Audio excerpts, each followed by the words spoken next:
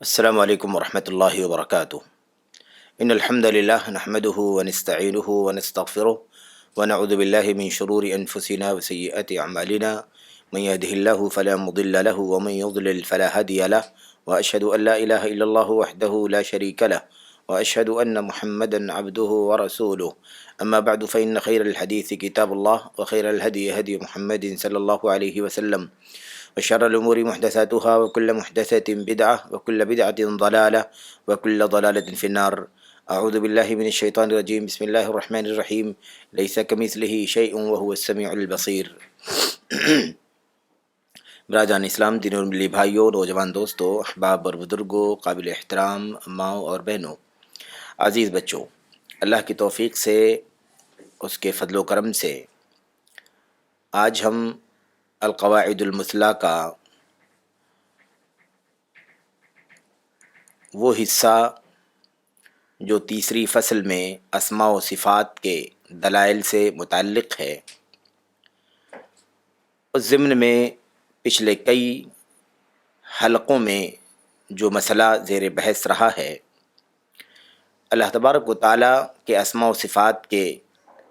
دلائل کا جو تقاضا ہے وہ یہ ہے کہ ان سے جو متبادر معنی ذہن میں پہل آتا ہے، اس کو حق معنی پر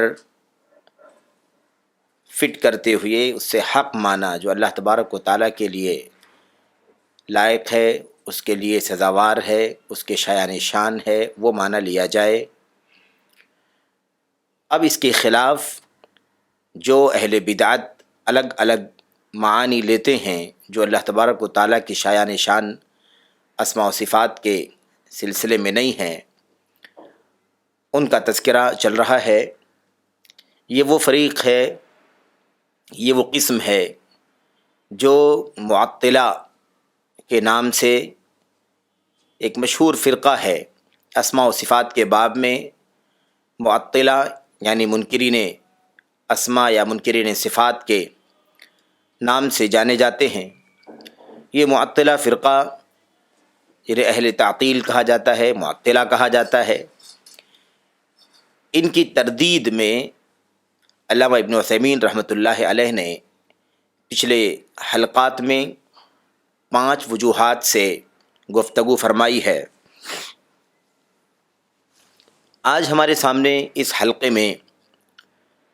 6ٹھی وجہ یا ان کی تردید کا 6ٹھا پہلو ہمارے سامنے ہے۔ علامہ ابن عثیمین رحمۃ اللہ علیہ فرماتے ہیں، الوجہ السادس، 6ٹھی وجہ جس کے ذریعے سے معطلہ کی تردید ہوتی ہے اور ان کے موقف اور ان کے مذہب و عقیدے کا رد ہوتا ہے، ابطال ہوتا ہے، وہ کیا ہے؟ 6ٹھی وجہ بیان کرتے ہوئے کہتے ہیں کہ اس بات کو اگر مان لیا جائے، اگر معطلہ کے موقف کو تسلیم کر لیا جائے اور معطلہ کی طرح سے اسماء و صفات کے معنی کا یا اسماء و صفات کا انکار کیا جائے، تو اس سے کئی ایک باطل چیزیں لازم آتی ہیں، اور جب کوئی چیز باطل لازم آئے تو ملزوم بھی باطل ہوتا ہے۔ اس لیے اس بات کو اچھی طرح سے سمجھ لینا ضروری ہے کہ وہ کون سی باطل چیزیں لازم آتی ہیں اگر اللہ تبارک و تعالی کے اسماء و صفات کے سلسلے میں تعطیل کا عقیدہ رکھا جائے، یعنی اللہ عز و جل کے صفات کا انکار کر دیا جائے، تو وہ کون سی چیزیں ہیں جو باطل ہیں اور اس سے لازم آتی ہیں، اور جب لازم باطل ہوگا تو ملزوم بھی باطل ہوگا۔ اس حوالے سے کئی ایک وجوہات بیان کرتے ہیں۔ کہتے ہیں نمبر 1، پہلی بات تو یہ ہے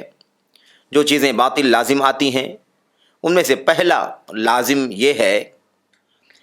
کہتے ہیں کہ اللہ تبارک و تعالیٰ کے جو صفات ہیں ان صفات کے نصوص کو ان کے ظاہری معانی سے اس فرقہ معطلہ نے جو ہٹایا ہے اسے پھیرا ہے، وہ اسی عقیدے اسی سوچ کے مطابق اسے ٹالا اور پھیرا ہے کہ وہ یہ سوچتے ہیں کہ ایسا کرنے سے، اللہ تبارک و تعالیٰ کے صفات کو ثابت کرنے سے اور اس کے ظاہری معنی پر محمول کرنے سے یا تو اللہ تبارک و تعالیٰ کی اس کی مخلوق سے تشبیہ لازم آئے گی، یا اس سے اللہ تبارک و تعالیٰ کی بندوں سے تشبیہ کا وہم پیدا ہوگا، کیونکہ دونوں چیزیں ممکن ہیں۔ یا تو اللہ تبارک و تعالیٰ، ان کی سوچ کے اعتبار سے ان لوگوں نے اللہ تبارک و تعالیٰ کے نصوص سے، صفات سے متعلقہ جو نصوص ہیں، ان نصوص اور دلائل کو ان کے ظاہری معنی سے پھیر کر کے غیر مناسب، نازیبا اور اللہ کے شان کے خلاف جو معنی لیا ہے، اسی بنیاد پر لیا ہے کہ ان کا سوچنا یہ ہے کہ اگر اس کو ظاہری معنی پر محمول کیا جائے تو اللہ تبارک و تعالیٰ کا اس کی مخلوق کے ساتھ سے یا تو تشبیہ دینا لازم آئے گا، یا اللہ تبارک و تعالیٰ کو اللہ تعالیٰ کی مخلوق سے تشبیہ دینے کا وہم پیدا ہوگا۔ وہم ہوگا، لگے گا ایسا کہ اللہ تبارک و تعالیٰ کو اس کی مخلوقات سے تشبیہ دیا جا رہا ہے۔ یہ بہت ہی اہم مسئلہ ہے۔ ظاہر سی بات ہے کہ اگر اللہ تبارک و تعالیٰ کے اسماء سے، اللہ تعالیٰ کی صفات کے معنی کو اس کے ظاہری معنی سے ٹال کر کے اگر مجازی معنی لیا جائے اور اس کے پیچھے یہ سوچا جائے کہ اسے اللہ تعالیٰ کی تشبیہ بندوں سے لازم آتی ہے یا تشبیہ کا ایہام ہوتا ہے، وہم پیدا ہوتا ہے، تو ظاہر سی بات ہے کہ اللہ تبارک و تعالیٰ کو اس کی مخلوقات سے تشبیہ دینا یہ کفری عمل ہے۔ اللہ تبارک و تعالیٰ کو اس کی مخلوق سے تشبیہ دینا یہ کفر ہے سراسر۔ کیوں؟ اس لیے کہ یہ اللہ تبارک و تعالیٰ کے کلام قرآن کریم کی آیت کریمہ کو جھٹلانا ہے۔ اللہ تبارک و تعالیٰ نے صاف فرما دیا ہے، لیس کمثلہ شیء وہو السمیع البصیر، اللہ تعالیٰ کی طرح کوئی چیز نہیں ہے۔ اللہ تبارک و تعالیٰ سننے والا ہے اور بصیر، دیکھنے والا ہے، بہت زیادہ سننے والا ہے، بہت زیادہ دیکھنے والا ہے۔ اب جب یہ اللہ تعالیٰ کا فرمان ہے کہ اس کے مثل کوئی چیز نہیں ہے، اس کی جیسی کوئی چیز نہیں ہے، اس کی تشبیہ نہیں ہو سکتی، تو اب اگر یہ سوچ کر کے کہ اسے تشبیہ لازم آتی ہے یا تشبیہ کا وہم پیدا ہوتا ہے، یہ سوچنا یہ ظاہر ہے کہ یہ اللہ تبارک و تعالیٰ کے بارے میں ایسا عقیدہ ہے جو کفری عقیدہ ہے، اور وہ ہے اللہ تبارک و تعالیٰ کو اس کی مخلوق سے تشبیہ دینا، اور تشبیہ دینا یہ کفر ہے، کیونکہ تشبیہ ممکن نہیں ہے۔ اللہ کا کلام صاف ہے کہ اس کے مثل کوئی چیز نہیں ہے۔ یہ پہلا لازمہ ہے۔ یہ لازمہ آتا ہے اس سے اللہ تبارک و تعالیٰ کی کلام لیس کمثلہ شیء، اللہ کی مثل کوئی چیز نہیں، اس کی وضاحت میں امام ابن عثیمین رحمۃ اللہ علیہ نے نعیم بن حماد خزائی رحمۃ اللہ علیہ، جو صحیح بخاری میں، جو امام بخاری رحمۃ اللہ علیہ کے ایک استاذ ہیں، کہتے ہیں من شبہ اللہ بخلقہ فقد کفر ومن جحد ما وصف اللہ بہ نفسہ فقد کفر ولیس ما وصف اللہ بہ نفسہ ولا رسولہ صلی اللہ علیہ وسلم تشبیہا۔ قاعدہ کلیہ ہے یہ بات، یہ جملے قاعدہ کلیہ ہیں۔ امام نعیم ابن حماد خزائی رحمۃ اللہ علیہ فرماتے ہیں، جس کسی نے اللہ تبارک و تعالیٰ کو اس کی مخلوق سے تشبیہ دیا، اس نے کفر کا کام کیا، اور جس نے اللہ تبارک و تعالیٰ نے اپنی ذات کو جس چیز سے متصف کیا ہے، یعنی اللہ تبارک و تعالیٰ نے اپنی جو صفات بیان فرمائی ہیں، جس نے ان صفات کا انکار کر دیا، انہیں ٹھکرا دیا، فقط کفر، اس نے بھی کفریہ کام کیا۔ اور کہتے ہیں آگے، کہتے ہیں اللہ تبارک و تعالیٰ نے خود اپنی جو صفت بیان فرمائی ہے، یا اپنے آپ کو جس صفت سے متصف کیا ہے، یا اللہ کے تبارک و تعالیٰ کی رسول نے اللہ تبارک و تعالیٰ کو جن صفات سے متصف کیا ہے، ان صفات میں تشبیہ کا سرے سے کوئی شائبہ ہی نہیں ہے۔ یہ صفات اللہ تبارک و تعالیٰ کی ہیں جو اللہ نے خود اپنے آپ کو متصف کیا ہے، یہ اللہ کے رسول صلی اللہ علیہ وسلم اللہ تبارک و تعالیٰ کو متصف کیا ہے، اور یہ صفت بیان کرنا، اتصاف کرنا، یہ تشبیہ نہیں ہے، یہ اللہ تبارک و تعالیٰ کی اپنی صفت ہے جو اس کے شایع نشان ہے، جو اس کے لائق و زیبا ہے، جو اس کے کے لیے سزاوار ہے، مناسب ہے، موضوع ہے۔ اللہ تبارک و تعالیٰ ہی ان کا حقدار ہے۔ یہ بات بہت ہی واضح طور پر ہماری سمجھ میں آتی ہے کہ اللہ تبارک و تعالیٰ نے فرمایا ہے کہ اس کے مثل کوئی چیز نہیں ہے۔ اب اگر مثلیت یا تشبیہ کی سوچ اور تشبیہ کے عقیدے کی بنیاد پر کوئی اللہ تعالیٰ کی صفات کا انکار کرتا ہے تو یہ کفری عقیدہ ہے، کیونکہ اللہ تبارک و تعالیٰ کے کلام کو جھٹلانا لازم آتا ہے اس سے، اور جھٹلانا اللہ تعالیٰ کے کلام کو یہ کفر ہے، تکذیب ہے اللہ تبارک و تعالیٰ کے کلام کی۔ اور نعیم بن حماد رحمۃ اللہ علیہ کا یہ جملہ بہت ہی اہم ہے، قیمتی ہے، کہ دیکھو دو پہلو ہیں، اللہ تبارک و تعالیٰ کی مخلوقات سے تشبیہ دینا کفر ہے، اور اللہ تبارک و تعالیٰ نے جس چیز سے اللہ تبارک و تعالیٰ نے اپنی ذات کو متصف کیا ہے اسے نہ ماننا بھی کفر ہے۔ اور اللہ تبارک و تعالیٰ نے اپنی صفتیں جو بیان فرمائی ہیں، یا اس کے رسول صلی اللہ علیہ وسلم نے اللہ کی صفتیں جو بیان فرمائی ہیں، ان میں تشبیہ کا سرے سے کوئی تذکرہ، تشبیہ کا سرے سے کوئی شائبہ ہی نہیں ہے، وہ تشبیہ نہیں ہے بلکہ وہ توصیف ہے، کما یلیق بجلالہ وعظمتہ، وہ اللہ تبارک و تعالیٰ کو ان صفات سے متصف کرنا ہے جو اللہ تعالیٰ کی شایان شان ہے، اس کی جلال، اس کی عظمت، اس کے کمال کے لائق و زیبا ہے، یہ چیز ہے، نہ کہ اس سے کوئی تشبیہ لازم آتی ہے،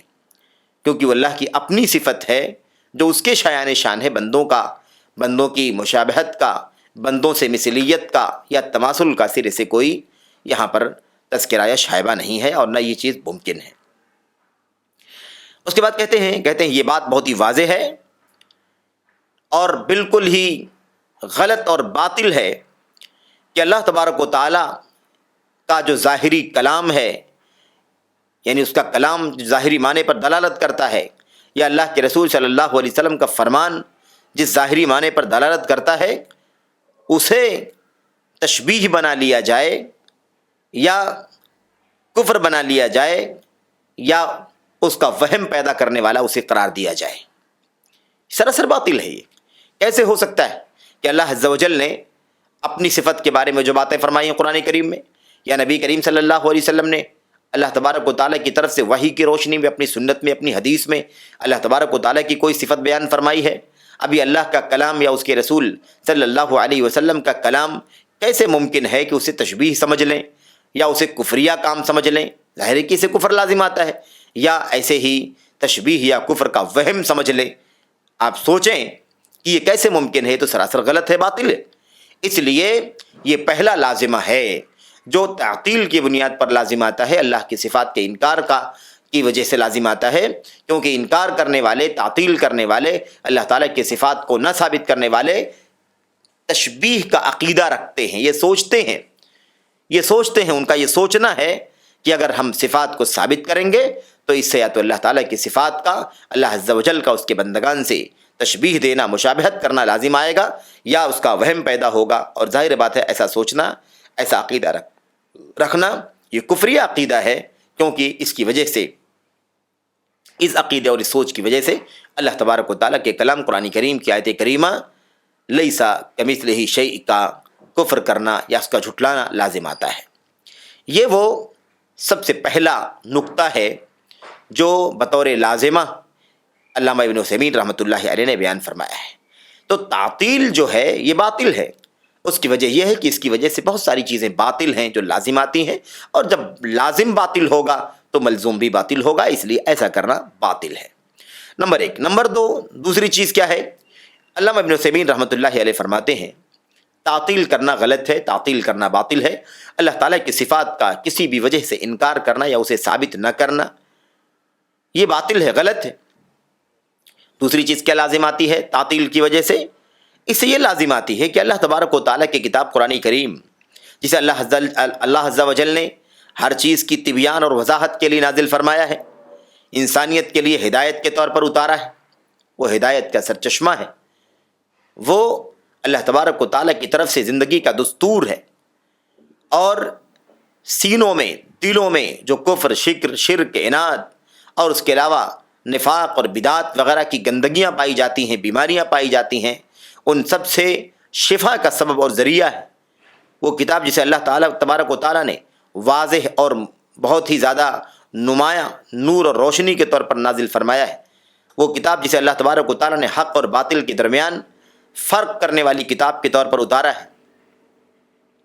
لازم یہ آتا ہے کہ اس کتاب میں اللہ تبارک و تعالیٰ نے سب کچھ بیان کر دیا ہے،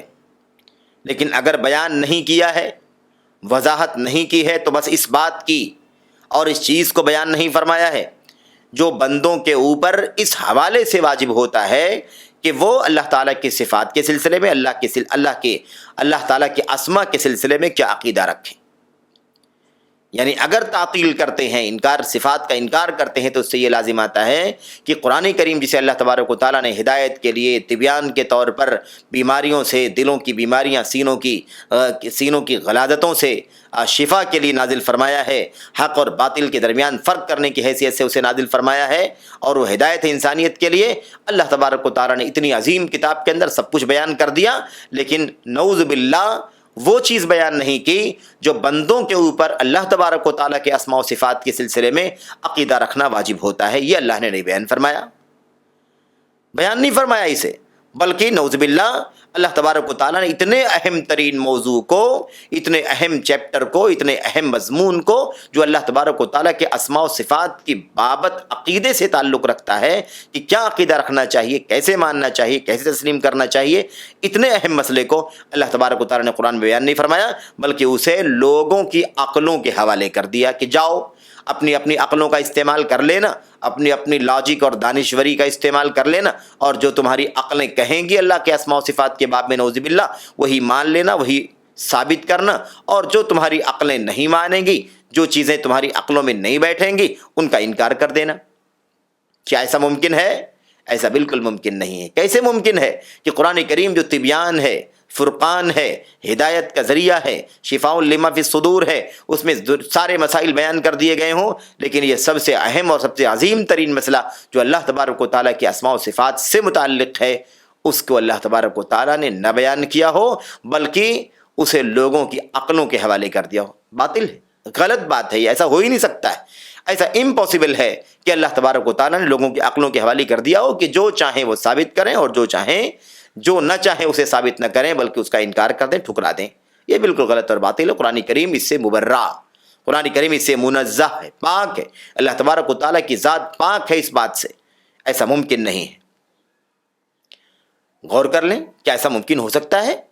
قرآن کریم کے اندر جو طبیان ہے، قرآن کریم میں جو وضاحتیں بیان کی گئی ہیں، جو تفصیلات ہیں، جو اللہ تبارک و تعالیٰ کے بندگان اور امت محمدیہ کے لیے، اللہ اکبر، جو کچھ اس کے اندر دقیق باتیں، باریک باتیں بیان کی گئی ہیں، کیا ایسا ممکن ہے کہ وہ اللہ کا کلام اللہ تعالیٰ کے اسماء اور صفات سے متعلق عقیدے کے باب کی چیز کو یوں ہی چھوڑ دے، اس کی وضاحت نہ کرے، اس کا ظاہری معنی نہ لے سکیں ہم، بلکہ اپنے حساب سے، اپنی مرضی اور عقل کے مطابق اپنا معنی نکالیں، جو سمجھ میں آئے ثابت کریں، جو سمجھ میں آئے اسے ثابت نہ کرے بلکہ اس کو ٹھکرا دیں؟ کیا ایسا ہو سکتا ہے؟ نہیں ہو سکتا، یہ باطل ہے۔ تو انکار صفات کے عقیدے کی بنیاد پر یہ لازم آتا ہے، اور یہ لازمہ غلط ہے، ایسا ہو ہی نہیں سکتا ہے۔ اللہ تبارک و تعالیٰ کا کلام، اللہ تبارک و تعالیٰ کا فرمان، اور اللہ عز و جل کی ذات گرامی، ذات ببرکات اس سے منزہ اور پاک ہے۔ یہ دوسرا لازمہ ہے۔ ایسے ہی تعطیل کی بنیاد پر اللہ تبارک و تعالیٰ کے اسماء و صفات، اللہ تعالیٰ کی صفات سے متعلق جو نصوص ہیں، اس حوالے سے اگر ہم اس کے ظاہری متبادر معنی کو، اللہ کی شایان شان معنی کو اگر ہم نہ لیں، بلکہ تشبیہ، تمثیل یا تحریف وغیرہ کر کے اس کو توڑے مروڑے، اسے حقیقت سے ہٹا کر مجاز کے معنی میں لیں، اس سے تیسرا لازمہ کیا پیش آتا ہے؟ تیسرا لازمہ یہ ہے کہ اللہ کے نبی محمد الرسول اللہ صلی اللہ علیہ وسلم خود اور آپ کے چیدہ برگزیدہ خلفائے راشدین، اور اسی طرح آپ علیہ الصلوۃ والسلام کے حواری اور آپ کے اعوان حضرات صحابہ کرام، اور ان کے بعد امت کے سلف اور امت کے ائمہ اور علماء، یہ سب کے سب نعوذ باللہ یا تو اللہ تبارک و تعالیٰ نے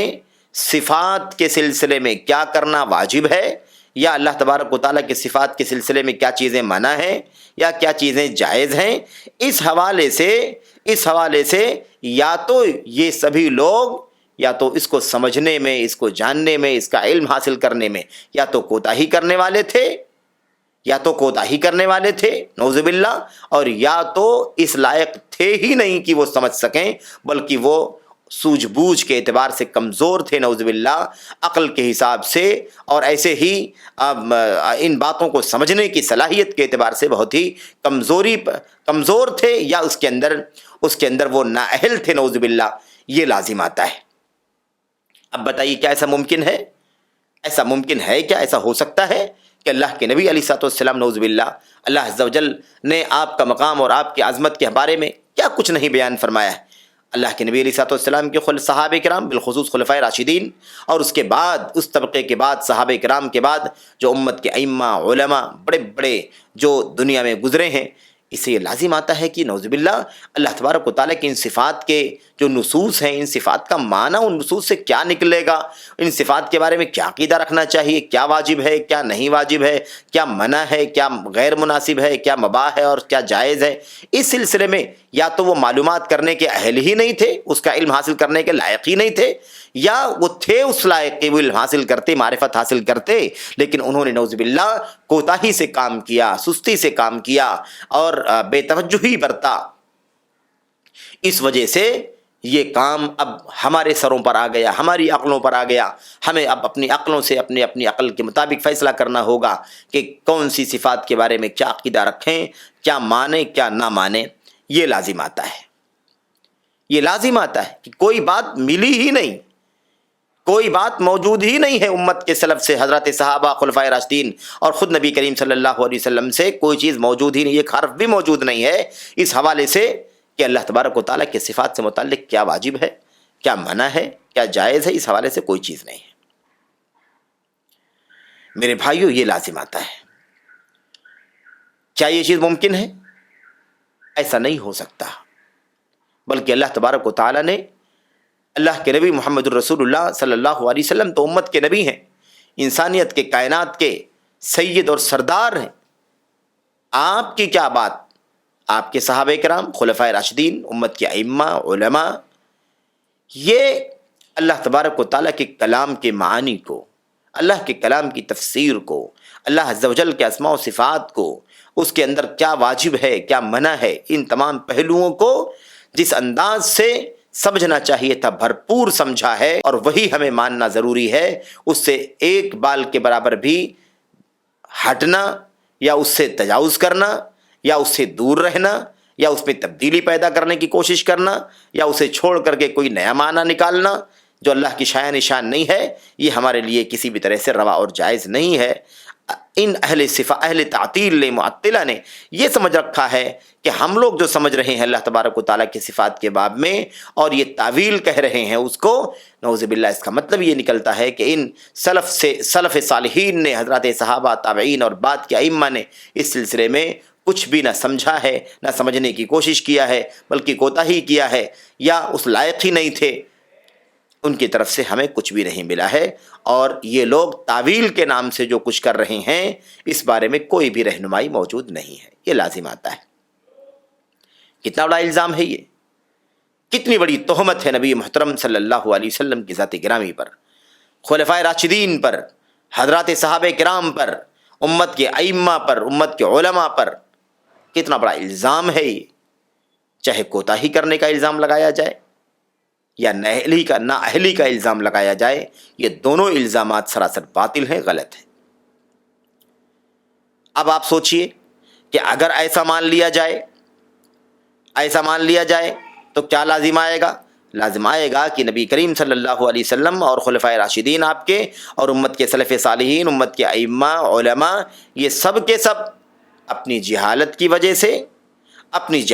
وجہ سے یا علم حاصل کرنے سے عاجزی کی وجہ سے یا تو کوتاہی کرنے والے تھے، کوتاہی برتنے والے تھے، یا تو ان لوگوں نے نااہلی کی بنیاد پر، چونکہ وہ نااہل تھے نعوذ باللہ، یا ایسے ہی مثال کے طور پر وہ عاجز تھے، درمادہ تھے، وہ اس قابل تھے ہی نہیں کہ سمجھتے، یا قابل تھے لیکن انہوں نے تقصیر سے، کوتاہی سے کام لیا ہے، اور نبی کریم صلی اللہ علیہ وسلم کے صحابہ، آپ کے بعد تابعین، تبع تابعین، ان سبھی امت کے لوگوں نے جو خیر القرون کہلاتے ہیں، ان سبھی لوگوں نے امت کے سامنے جو کچھ بیان کرنا چاہیے تھا، اس چیز کو بیان کرنے میں ان لوگوں نے کوتاہی سے کام لیا ہے۔ یہ دونوں باتیں غلط ہیں۔ ان کو نااہل سمجھنا، سمجھنے سے، علم سے، معرفت سے انہیں نااہل سمجھنا بھی غلط، اور اسی طرح سے ان کا علم حاصل کر لینے کے بعد امت کے لیے بیان نہ کرنا، امت کے سامنے اس کی وضاحت نہ کرنا، اس میں کوتاہی سے کام لینا، سستی سے کام لینا، یہ الزام لگانا، یہ دونوں الزامات باطل ہیں، خواہ وہ قصور کا الزام ہو یا تقصیر کا الزام ہو۔ یہ لازم آتا ہے اس سے۔ میرے بھائیوں، میرے بزرگوں، اللہ کے کلام، اللہ کے نبی علیہ الصلوۃ والسلام کے فرمان کو اللہ کے نبی علیہ الصلوۃ والسلام اور آپ کے صحابہ کرام، خلفائے راشدین، خیر القرون سے زیادہ بھلا اور کون سمجھ سکتا ہے؟ یا ان کے سمجھنے کی جستجو اور سمجھنے کی حرص اور لالچ کسی امتی کے ہاں اور کہاں سے پائی جا سکتی ہے؟